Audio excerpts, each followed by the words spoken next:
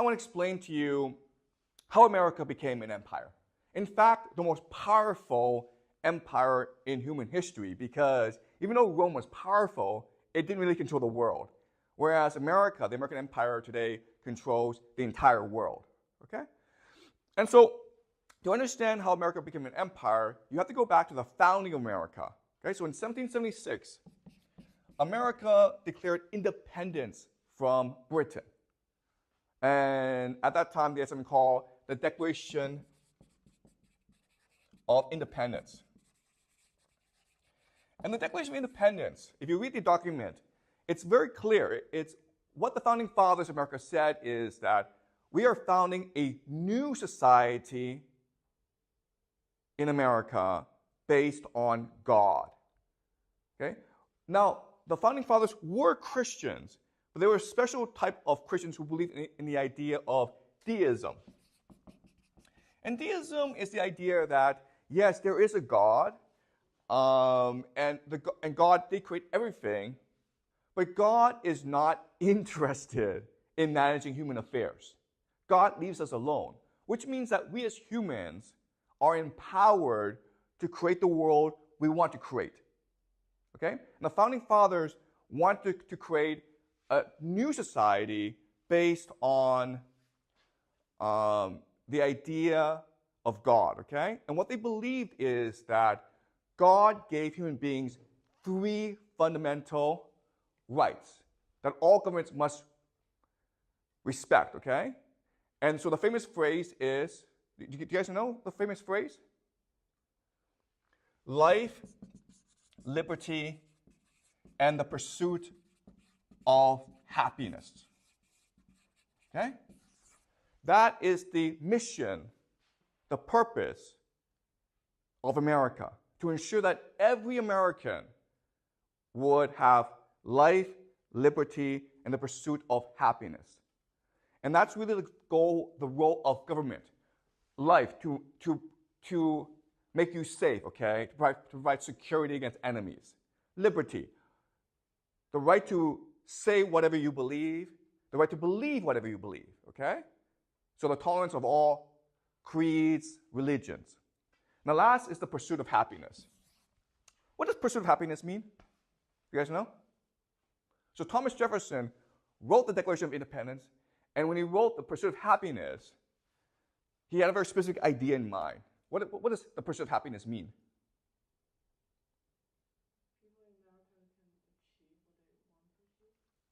Which is what? Okay, so wealth, okay?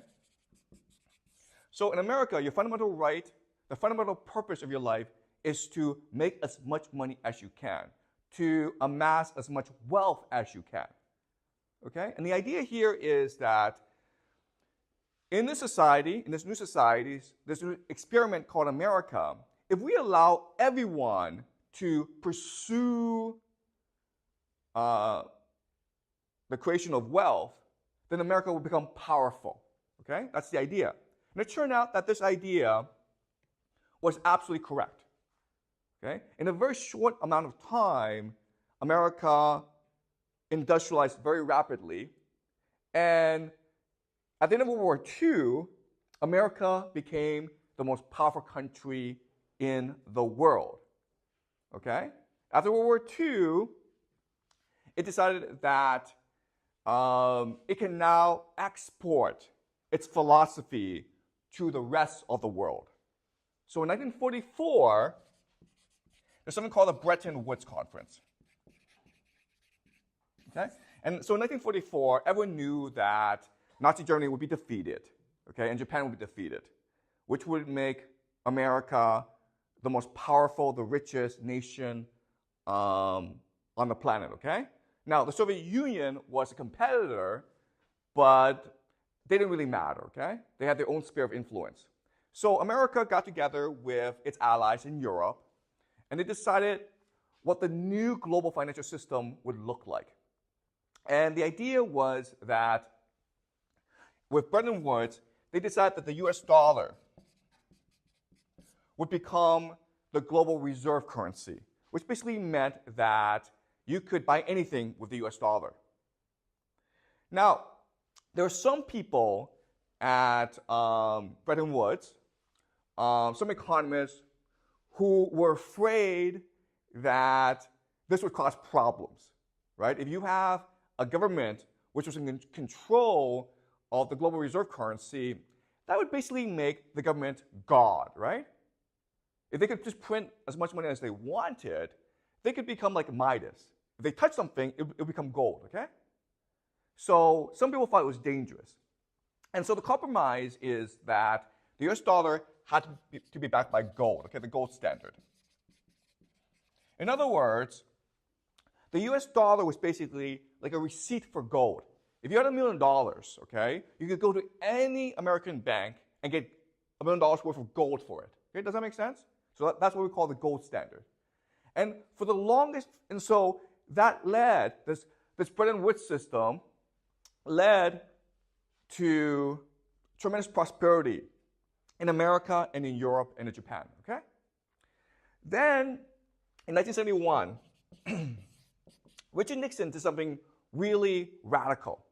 He basically said, we America, we're gonna go off the gold standard, okay? Remember that America had spent too much money on the space race, on Vietnam, on domestic expenses, okay? So they needed to transition out of the gold standard. But if you transition out of the gold standard, then how do you ensure the US dollar is worth something? How do you ensure the intricate worth of the US dollar? So they transition from the gold standard to what? Do you guys know? Oil, okay, do you understand? And that's what we call the petrodollar. And the idea here is that, look, every economy needs oil to run, right? You need oil as the basis of your economy. And so after America went off the gold standard, these countries in the Middle East, mainly Saudi Arabia, but other countries as well, agreed that you could buy oil using US dollars. So the idea is, okay, before, if you had $1 million US dollars, you could convert that to gold, okay? And now you can convert it to oil. And this is what we call the petrodollar.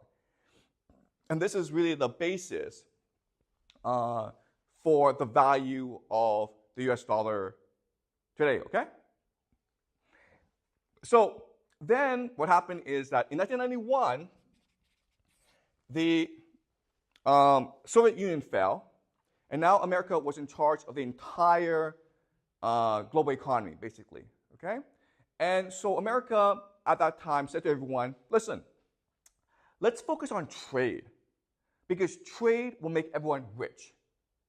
Okay, so let me explain the theory of this, okay? So America basically wanted everyone to trade.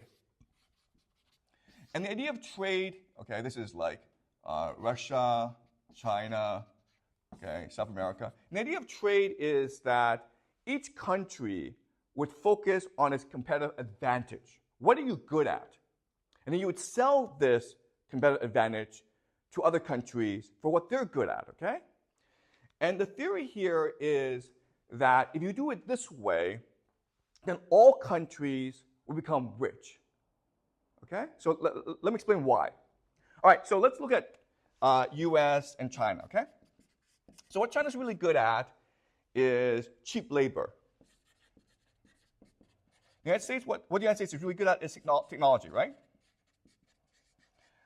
Okay, so the idea is that the United States and China trade, right?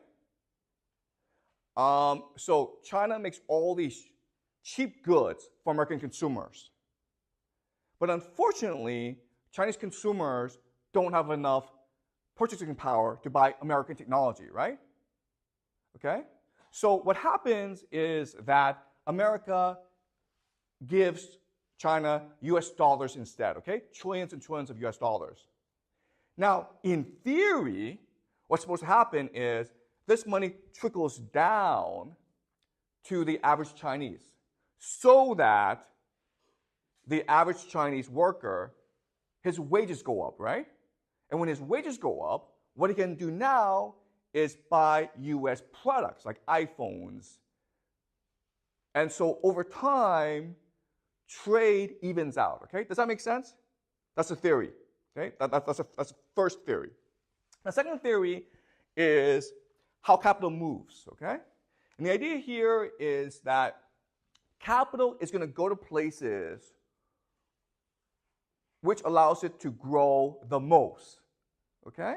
And so the idea is that when you have a globalized world, then what happens is capital from the United States moves to China, right? Because if you invest in China, your capital grows the most. You can buy $1 million house in the United States, or you can buy 10 houses for the same money in China. So you're better off buying houses in China, right? Okay. So these are the two theories. One is that trade will make everyone rich. And second is that capital will move from rich countries to poor countries, okay? And when you actually go to university and you study economics, like Jack will, then you actually have to learn these theories. But in reality, these two theories aren't true, okay? Why not? Why aren't these two theories true? So the first theory is that if two countries trade, over time, wealth trickles down to everyone in that country, which makes everyone richer. Okay? Is that true for China? No, it's not, okay? Workers' wages have not gone up for the past 30, 40 years. Why? Because of the idea of elite capture. Elite capture. So all the money is captured by an elite group of people. But when that happens, okay, they can't spend it. They can't buy US goods, right? So the only thing they can do is invest it, right? Now, according to this theory, they should invest it back in China because if you investment in China should allow for more growth than investment anywhere else, okay? But in reality, where do they put their money? In the United States. And why would they do that?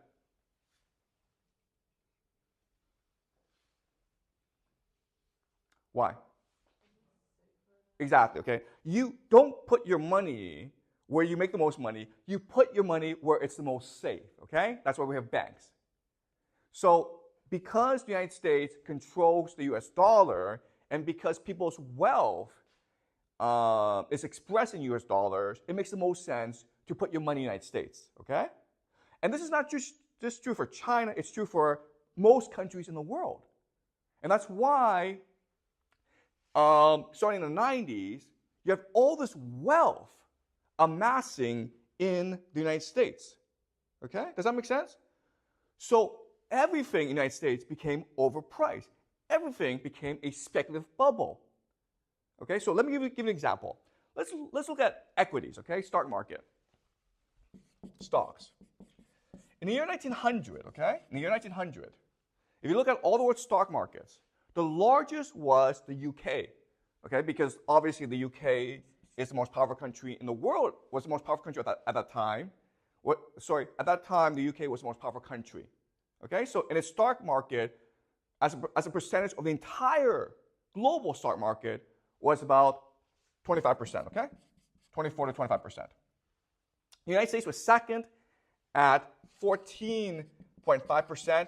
Then you had Germany, about 13%, France at 11%, okay? So that was the situation of wealth in the year 1900. And this makes sense, right? These four countries are industrially extremely powerful. Today, okay, the year 2024, the United States has 60% of all the world's stock wealth. Okay? Who's second? Can you guys guess? Who'd be second? Japan, okay? And what is the percentage of global stock wealth? Can you guys guess a number? The United States has 66%, 60%. How much does Japan have? Can you guess a number? 10% is a good guess, right? It's actually 6%. Okay? Do you see the disparity? Number one is 60%. Japan, number two, is 6%. It's huge disparity. How much is China? The world's second largest economy. 3%, okay? Do you understand? All right? So all this wealth that's being generated around the world, it can only end up one place. Okay? The United States.